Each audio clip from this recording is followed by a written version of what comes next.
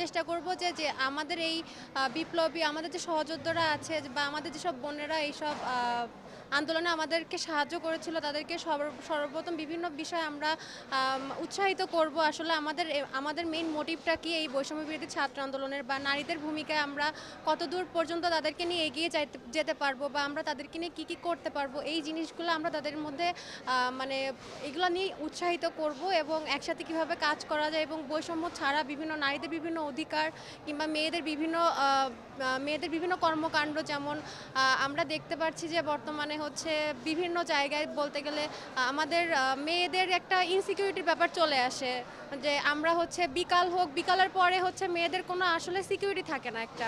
তো এই বিষয়গুলো নিয়ে আমরা হচ্ছে কাজ করার চেষ্টা করব। বৈষম্য বিরোধী ছাত্র আন্দোলনের ব্যানারে যে কমিটিটা এসেছে, জেলা কমিটি, বাংলাদেশে প্রথম আমরাই পেয়েছি। এবং এই কমিটির মাধ্যমে শুধু বৈষম্য বিরোধী ছাত্র আন্দোলন না, বাংলাদেশে যতগুলো রাজনৈতিক দল আছে বা অরাজনৈতিক দল আছে সকলকে সাথে নিয়ে বাংলাদেশ নতুন একটা রাষ্ট্র গঠনের জন্য যেভাবে আমাদের যে সকল সংস্কারগুলো প্রয়োজন বিভিন্ন সেক্টরগুলোতে। আজকের প্রোগ্রামটা মত বিনিময় সভাটা ছিল হচ্ছে জাতীয় নাগরিক কমিটির পক্ষ থেকে।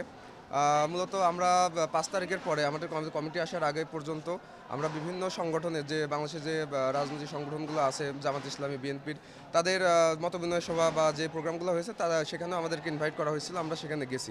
অন্যান্য রাজনৈতিক দলের যে কমিটিগুলো হচ্ছে, আপনারা জানেন যে তারা প্রথমে জেলার একটা কমিটি দিচ্ছে, তারপরে সেই কমিটিটা চলে যায় থানা, ইউনিয়ন, ওয়ার্ড। তো আমাদেরটা হচ্ছে ব্যতিক্রম। এটা যে কমিটি যেটা আসবে সেটা হচ্ছে থানা বা উপজেলা প্রতিনিধি কমিটি। এই উপজেলা প্রতিনিধি কমিটিতে কোনো সভাপতি বা সেক্রেটারি, আহ্বায়ক এগুলো থাকবে না। এখানে কমিটির বিষয়গুলো হবে প্রতিনিধি কমিটি।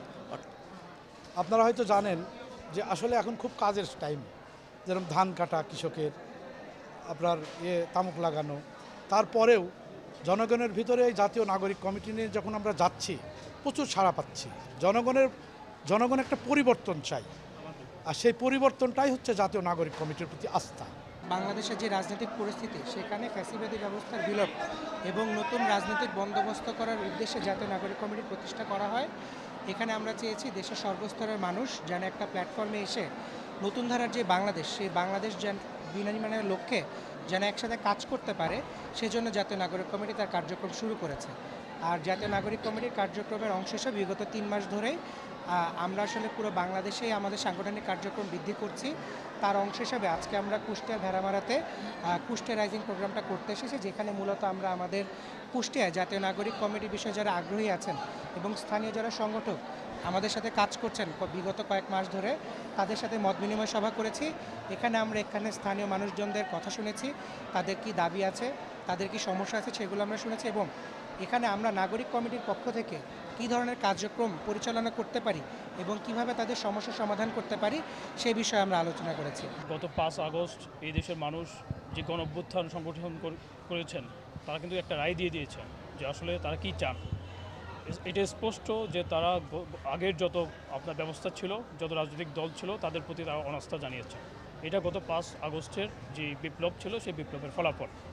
সুতরাং আপনার যে প্রশ্ন যে আমরা কি নিয়ে আসছি, আমরা যাদের প্রতি জনগণ অনাস্থা জানিয়েছেন তাদের বাইরে গিয়ে তাদের যে আশা আকাঙ্ক্ষা সেটা প্রতিফলন করতে পারে এমন কর্মসূচি, কর্মকাণ্ড এবং সংগঠন নিয়ে হাজির হচ্ছে এবং জাতীয় নাগরিক কমিটি সে কাজটি করবে। আপনারা অলরেডি দেখেছেন যে একটা বিশেষ জনগোষ্ঠী আওয়ামী ফেসিবাদী যারা দোষর আছেন, অপকর্ম করেছেন, তাদেরকে বিভিন্নভাবে আশ্রয় দেওয়ার চেষ্টা করছেন। আমাদের জায়গা থেকে আমরা খুবই স্ট্রিক্ট যে হচ্ছে তারা যাতে কোনোভাবে পুনর্বাসিত না হন বা হতে না পারেন, সেই ব্যাপারে হচ্ছে আমরা আমাদের কিছু প্যারামিটার আছে, সেই প্যারামিটার অনুযায়ী আমরা তাদেরকে বাছাই করার চেষ্টা করে যাচ্ছি।